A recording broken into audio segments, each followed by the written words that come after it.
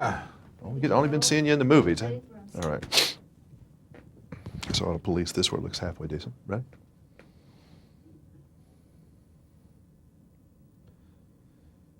This movie, when I watched some of it, it reminded me of the time I had gone into an abandoned prison. It gave me the willies.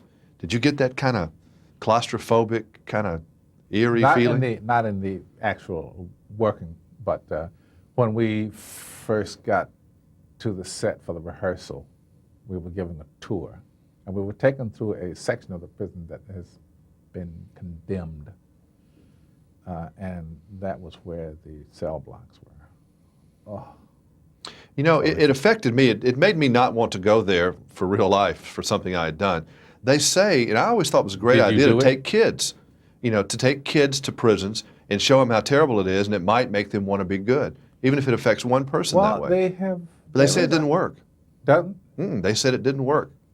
That, Because Scared Straight, remember there was a movie called Scared Straight? And they said that they ended up after years of looking, checking people down the road, that it really didn't affect the people one way or the other. And I have a hard time believing that. Maybe it doesn't affect most people, but if it just affected one or two, what harm is it done? That's true.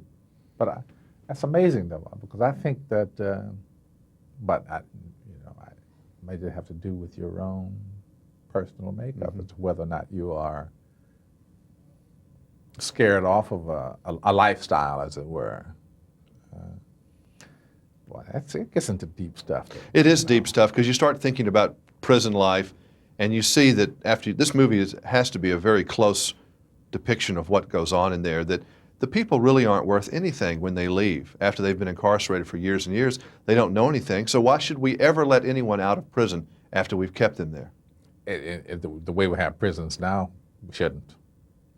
Because what are they equipped to do but go back? Right. Right. So what have we said? But one thing in this movie you learn is that people have to have hope. You have to accept the bad job you have, or accept whatever it is in some cases, and just make the best of what you are. And I think that's a pretty nice theme in life, isn't it? Yeah, but you have to do that anyway. You try it. You have to try. You have to try to make the best of what you have to work with. None of us are guaranteed anything in life. I was looking at a movie last night, and they were burying somebody, and in the burial, the priest says, we bring nothing into this world, and it is certain we'll take nothing out. So in between, you get here with nothing, and in between, it's up to you. But I guess maybe that's what all those people in prison have done too, made the best of what they have to deal with. That also has to do with your mindset. Because that becomes a dysfunctional form of family. It is. And that's what they tell you. Give up. I'm going to be your mother and your father and your wife, but watch out. Your picture hangs in one of my rooms in my home, along with Mr. Eastwood, who said, signed my poster of Unforgiven. Is that one of the works that you're proud of? Unforgiven?